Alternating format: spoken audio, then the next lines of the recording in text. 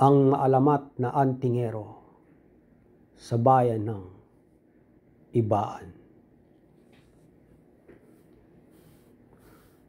Sa bayan ng Ibaan, sa Batangas, matagal nang umiikot ang isang kakaibang alamat tungkol sa isang antingero. Isang makisig na lalaking nagtataglay ng makapangyarihang anting-anting na nagbibigay ng walang hanggang buhay. Ayon sa matatanda, ang antingero ay hindi namamatay, hindi nasusugatan, at may kakayahang lumaban sa kahit na anong nilalang, maging tao, aswang, o engkanto. Ngunit may isang bagay na hindi gaanong binibigyang diin sa kwento: ang kanyang sumpa. Walang nakakaalam kung paano siya naging isang antingero. Ngunit ang sabi ng iba, isang malagim na ritual ang kanyang ginawa upang makuha ang kanyang anting-anting. Simula noon, sino man ang magtangkang tuklasin ng kanyang lihim ay hindi na muling nakababalik.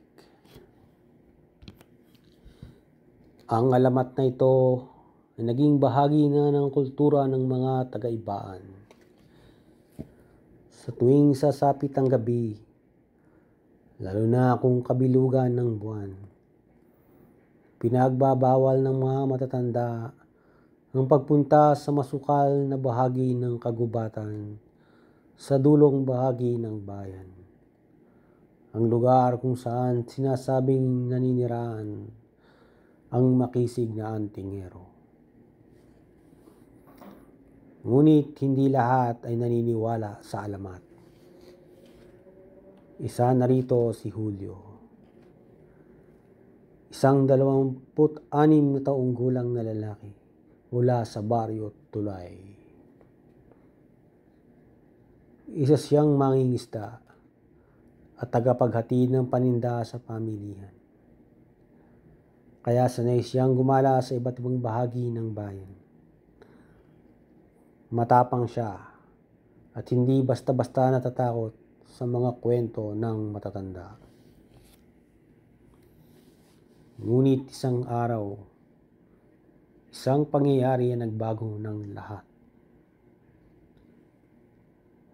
Isang gabi, habang nagiinuman ng mga kabataan sa tapat ng tindahan ni Aling Perla, napadpad ang usapan sa alamat ng antingero. Kung totoo nga yung alamat, bakit wala pa nakakakita sa kanya? Tanong ni Berto, isa sa mga kaibigan ni Julio. Wala namang alamat na totoo. Purong kwentong katakutan lang yan, sagot naman ni Julio habang iniinom ang kanyang lambanog. Biglang sumabat si Tandang Mauro, ang isa sa pinakamatandang residente sa baryo. Huwag niyong minamaliit ang kwento ng matatanda, anya. Ang antingero hindi basta-basta nagpapakita. Pero kapag siya ang nagpakita sa iyo, wala ka nang kawala. Nagtawanan lang ang magkakaibigan. Ngunit sa loob-loob ni Julio, may bumabagabag sa kanya. Kahit na hindi siya naniniwala, may bahagi ng kanyang isipan na nagtatanong, papaano kung totoo nga? Tanong niya sa sarili. At doon nagsimula ang kanyang pagkagiliw sa paghahanap ng kasagutan. Kinabukasan, nagdesisyon si Julio na puntahan ang sinasabing tirahan ng antingero. Alam niyang delikado, Pero hindi niya matiis ang kanyang kuryosidad. Naglakad siya patungo sa bayan ng Lipa, kung saan may isang lumang daan papasok sa isang masukal na kagubatan.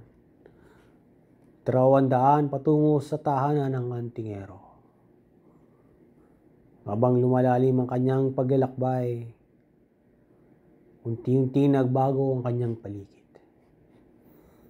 Naging kakaiba ang amoy ng hangin. Parang pinaghalong tuyong dugo at bulok na kahoy.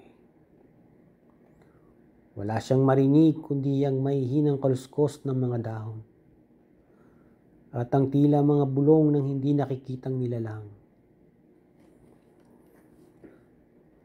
Habang naglalakad, napansin niya nagbabago ang daan. Parang umiikot siya sa parehong lugar. Isang beses na siyang lumiko, ngunit bumabalik siya sa parehong puno ng balete.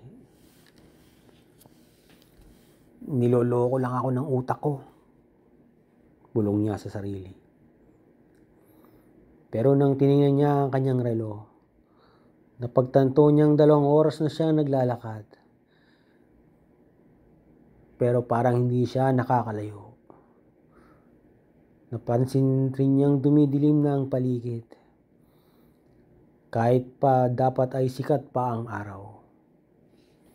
Sa isang iglap, may humawak sa kanyang balikat. Agad siyang napatalon at lumingon, pero walang tao. Doon niya napagtanto, hindi siya nag-iisa sa kagubatan. Matapos ang halos 1 oras pang paglalakad, narating niya ang isang lumang bahay na bato na natatakpan ng mga ugat ng puno. Daan-daan siyang lumapit at kumatok sa pinto.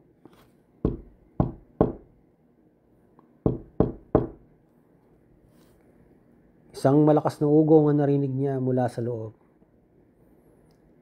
At saka biglang bumukas ang pinto ng mag-isa.